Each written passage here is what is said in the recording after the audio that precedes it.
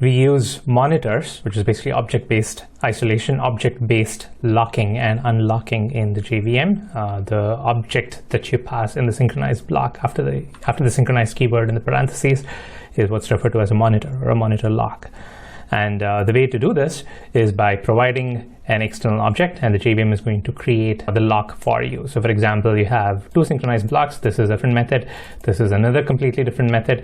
They have synchronized and they're synchronized to the same object. Now let's say thread 1 is running method A. It has acquired the lock. Now thread 2 wants to run a completely different method. This is method B, but this is also synchronized on that same object. Well, thread 2 has to wait. Okay, it's not just about this particular thing. Okay, this thread has acquired the lock to object 1. So even if that thread is executing something else, a different synchronized block, well, another thread cannot access another synchronized block, which happens to be synchronized with the same monitor lock. Okay, so this actually brings up an interesting implication, which we've covered in the demo, which is that if you have an external object, then if you have two instances of that same class, let's say this is your synchronized block inside a class. This is counter, right? Instance of counter, counter 1, counter 2, another instance.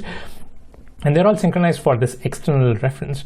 It's going to be the same for both these instances. Okay, so if some thread is accessing this synchronized block, if there is another instance and another thread wants to run this on another instance, it cannot run it because they're both pointing to this same external object. So to solve this problem, and you want to have, if you want to have each thread be able to run synchronized for that instance alone, and if there's another thread working on another instance, you're fine with that.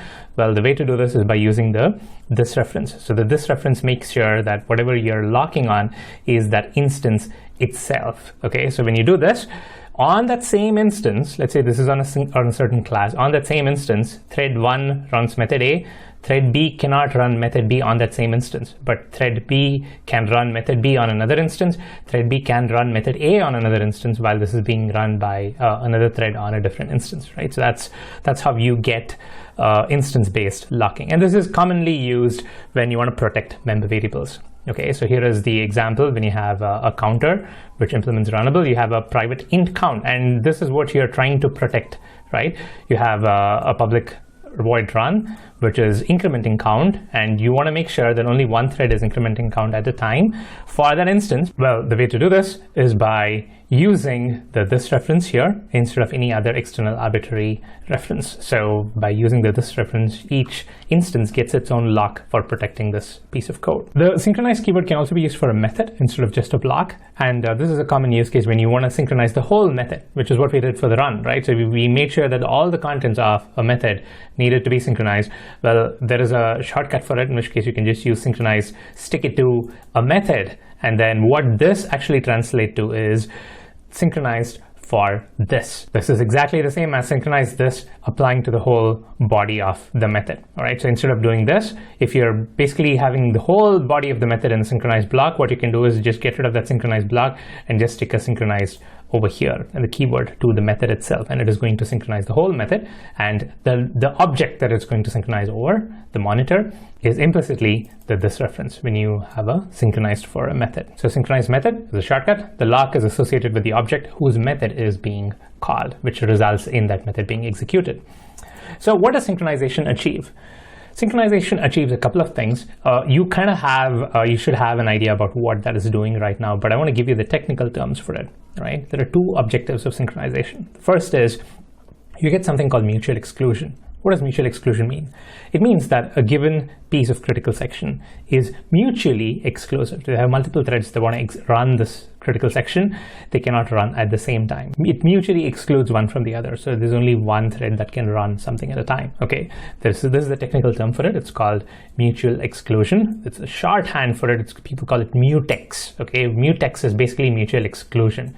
Hotel guests taking a hotel room is by mutual exclusion. Okay, only one guest can check in at a time. Right? That's what mutual exclusion is.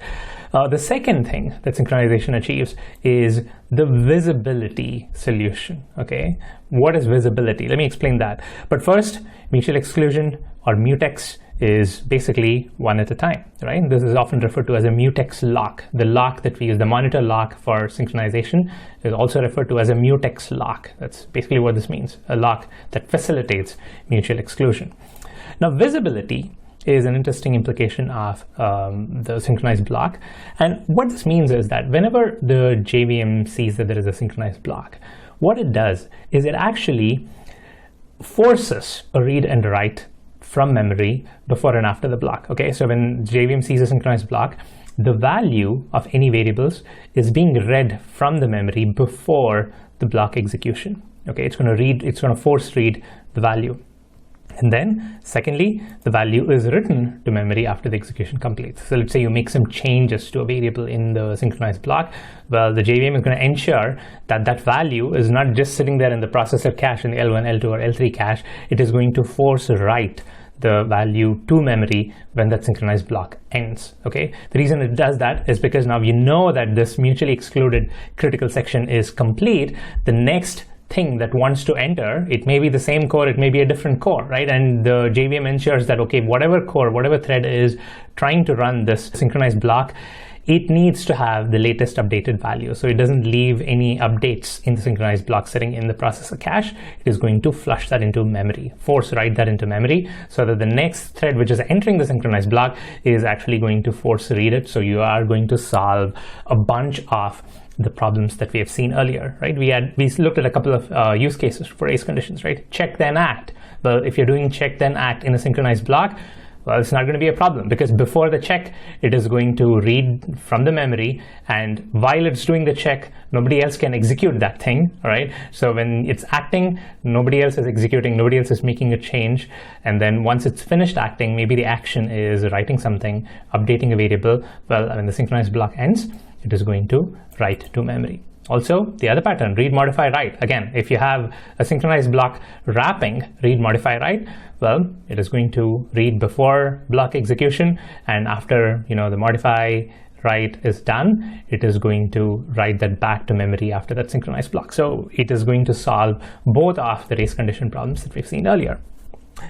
Onto technical terms, there is this one thing that you should know: the synchronized block, or the synchronized keyword for a method, is what's referred to as a structured lock. Okay, so this is in contrast to an unstructured lock, which I'm going to talk about later in a subsequent unit, where you can create an unstructured lock.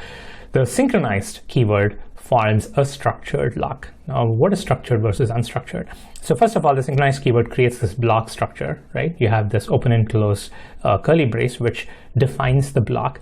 And the second thing is, you don't really acquire and release locks by yourself. It is all implicit. Okay, all you need to do is define, in a declarative way, you define, okay, what is it that you need locked, and then the JVM does all the work, right? JVM is going to say, hey, does this thread have this lock available?